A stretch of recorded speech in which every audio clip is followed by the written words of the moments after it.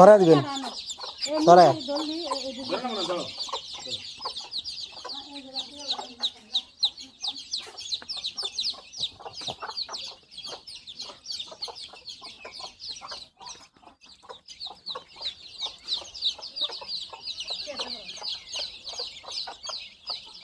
বন্ধুরা, আজ শেখাবো তোমাদের এক মুরগির সাথে 100 বাচ্চা পালার একটা শর্ট কৌশল, যা আমার বন্ধু রাশিদুল ইসলাম দেখিয়েছে। আমি আপনাদের রাশিদুল ইসলামের সাথে পরিচয় করে দিচ্ছি। এই যে বন্ধু রাশিদুল ইসলাম। তো রাশিদুল কি করেছে, 5টা মুরগি একসাথে বসায় দিচ্ছে কুচে। সেখান থেকে একসাথে বসানোর কারণে সকল বাচ্চা একদিনই উঠছে। এই 100 বাচ্চা 3টা মুরগি খালি করে দিছে, আর এই 2টা মুরগির সাথে 100 বাচ্চা দিয়ে দিছে।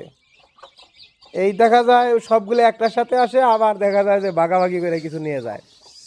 এই আপনারা দেখতে পাচ্ছেন রাশিদুলের কৌশল। দোস্ত অলরেডি তো ওডি কুইসা ছাড়া গেছে গা।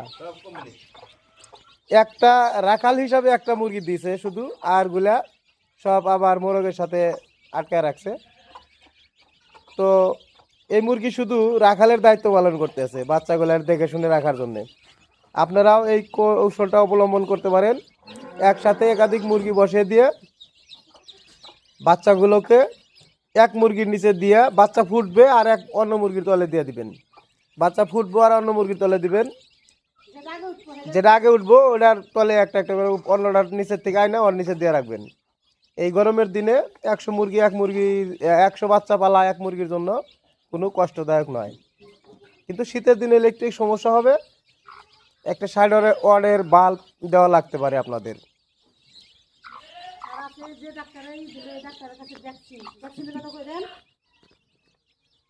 আর বিশেষ করে BCRDB, পক্স, এই টিকাগুলো দিলে রোগ ব্যাধি কম হয়। অলরেডি আমার বন্ধু রাশিদুল এসব মোটামুটি নিজের আয়ত্তে নিয়েছে। ঘরে তার অনেকগুলা ফার্মি মুরগিও আছে। আমরা আবার দেখাচ্ছি রাশিদুল, এদিক চাও একটু হাসো।